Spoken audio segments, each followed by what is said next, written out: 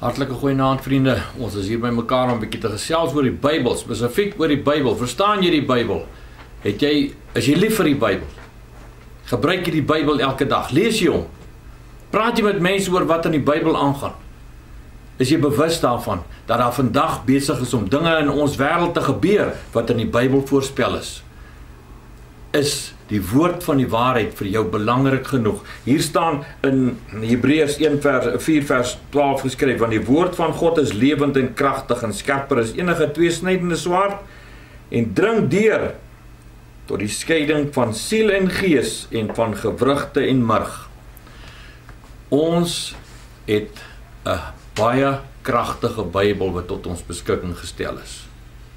Maar ek is bevrees, die meeste Christene vandag soek die krag op ander plekke, nie in die Bybel nie.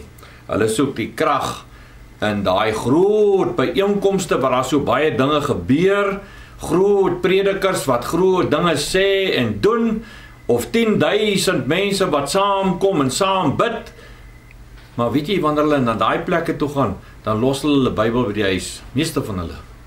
Ag nee vriende, hier staan in die vers nie een van daai dinge. Die woord van God is kragtig. Maar hoe kragtig kan die Bybel nou vir jou wees as jy hom nie ken nie, as jy hom nie verstaan nie, en as jy nie vrymoedigheid het om toegang tot die Bybel te kan hê nie. So vriende, nou gaan ek hier begin in 'n paar versies uit die Bybel uitlees. Nou, dit gaan nou net oor hierdie een vraag.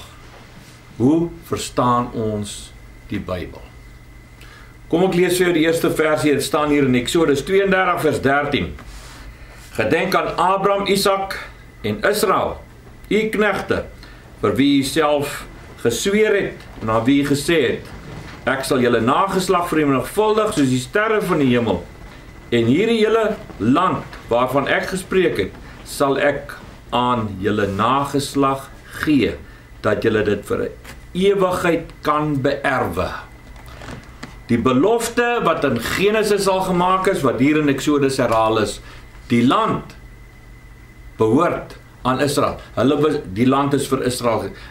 Mense, meer as 3/4 van die Bybel gaan eintlik maar oor Israel. En as ons die Bybel wil verstaan, moet ons Israel verstaan. Maar weet jy, tot soveel as 80% van die kerke wat vandag besig is om te preek, Christelike kerke wat besig is om te preek in hierdie wêreld, 80% van hulle glo nie aan iets soos die volk Israel wat herstel gaan word en wat teruggebring gaan word na hulle land toe nie. Maar hier staan dit in Eksodus, daai land behoort aan hulle. Hoe lees hierdie mense die vers byvoorbeeld? Behoort daai land nou aan die kerk? Is dit nou my en jou land, of wie se land is dit wat daarvan gepraat word?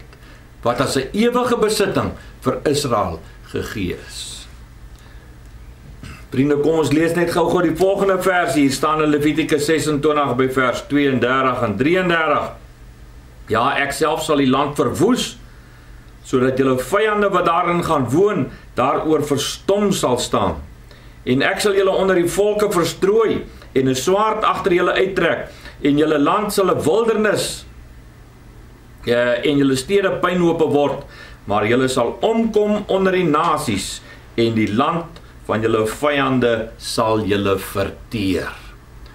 Jo, dit klink nou heeltemal anders as hierdie versie wat ons net nou gelees het. Eksodus het gesê, die land behoort vir altyd aan Israel.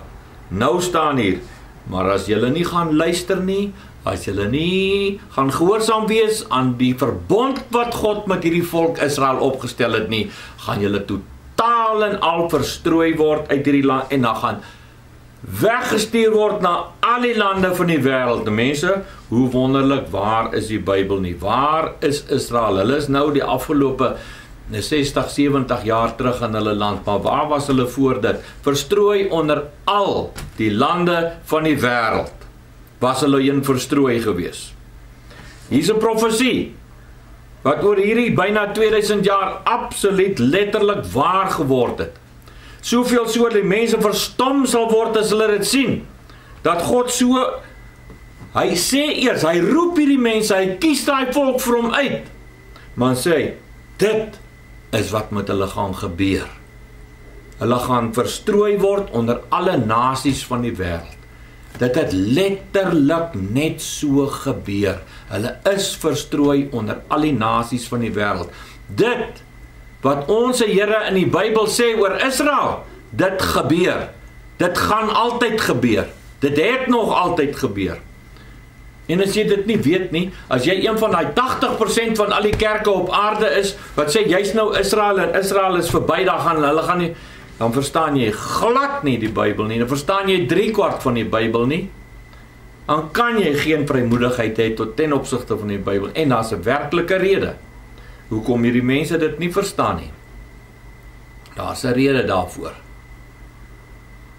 want dit is geïnspireer deur die vyand van die Bybel, die duiwel self, wat nie dit kan verdra, dat God 'n verbond het met 'n volk, 'n belofte aan hulle gemaak het, en dat daai belofte gaan waar word nie. Om elke hoek en draai probeer hy om hulle te onderploeg.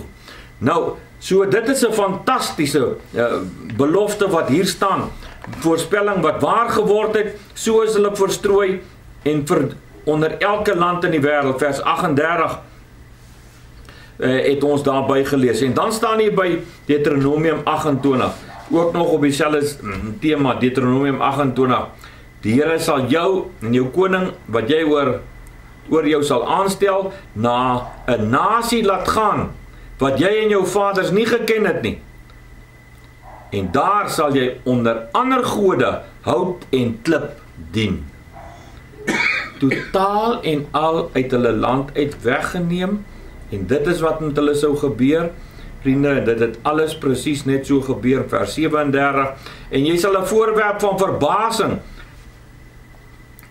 'n spreekwoord en 'n spot wees onder die volke, waarheen die Here jou sal wegvoer.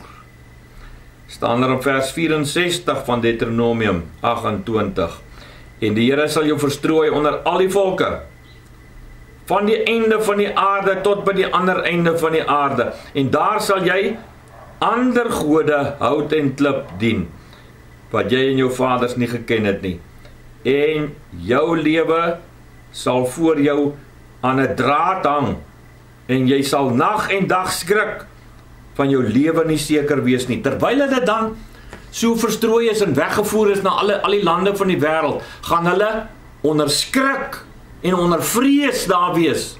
Hulle gaan nie weet of hulle die volgende dag nog gaan leef nie. Mense, julle weet seker, dit is wat gebeur het met Israel. Hoeveel lande en nasies het hulle nie vervolg en hulle jag gemaak op hulle en hulle doodgemaak nie. Hitler was maar die laaste voorbeeld daarvan, klompie jare gelede. So het hulle onder skrik en onder vrees gewoon. Die woord van God hier in die beginboeke van die Ou Testament al het dit voorspel.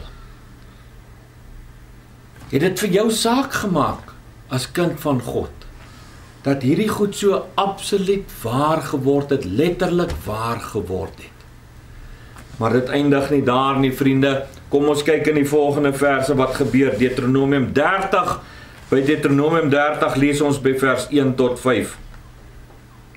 En as al hierdie dinge oor jou kom, die seën en die vloek wat ek jou voorgehou het, en jy dit ter harte neem onder die nasies waarin die Here jou God jou verdryf het, en jy tot die Here jou God bekeer en na sy stem luister, net soos ek jou vandag beveel, jy en jou kinders, met jou hele hart en met jou hele siel, dan sal die Here jou God jou lot verander, en hom oor jou ontferm, en hy sal jou weer versamel, uit al die volke waarin die Here jou God jou verstrooi het. Israel sal versamel word. Hulle is nog nie almal versamel nie, omtrent die helfte van hulle is nou terug in die land Israel. Maar ook die ander helfte wat nog nie teruggekom het nie, hulle gaan terugkom. Maar hulle sal terugkom eintlik volgens die model wat hier staan, wanneer hulle tot die Here gaan roep, wanneer hulle gaan bekeer. Hierdie eerste helfte het eintlik in 'n situasie van ongeloof teruggekom, wat eintlik 'n groot genade is, want voordat hulle nog tot die bekering gekom het, voordat hulle die Here nog gesoek het, het hy hulle begin, stadig maar seker, oor die laaste 60, 70 jaar terugbring na daai land toe, in voorbereiding van hierdie groot ding wat gaan plaasvind. Vriende, die eindtydse gebeurtenisse in hierdie wêreld kan nie plaasvind. Nie een daarvan kan plaasvind as Israel nie in hulle land terug is nie. Mense, daar word so baie gepraat oor die tekens van die tye. Peste, hongersnood, aardbewings, oorlog en al daai dinge wat moet gebeur. Maar weet jy vriende, dis nou 'n geheim wat ek vir jou vertel. Weet jy, al daai goed het vir honderde jare wat dit eintlik nie gewerk nie. Want dit werk net as Israel terug is in hulle land. Profesie word vervul wanneer Israel terugkom. Geen profesie is vervul van 70 na Christus af totdat 1948 Israel begin terugkom het nie. Toe was hulle, staan Israel se tyd dood. Toe was dit nie die eindtyd nie. Eindtyd het begin in 1948 toe hulle begin terugkom. En van toe af kyk ons werklik weer met nuwe oë na oorlog en aardbewing en pestsiektes en al daai goed en sien ons hoe hierdie goed begin vermeerder en by die dag meer en meer en meer word, want ons weet nou grond van Israel se terugkeer in die land dat ons leef in die eindtyd. Vriende, net om jou te herinner, ek praat nie vanaand oor Israel nie, al klink dit so, praat nie oor Israel nie. Ek vra vir jou, of jy jou Bybel ken. En die meeste wat nie hulle Bybel ken en verstaan nie, is omdat hulle nie Israel verstaan nie, en iets heeltemal verkeerd daarvan gemaak het. Maar die honderde versies wat oor Israel praat, ons praat net nou verder.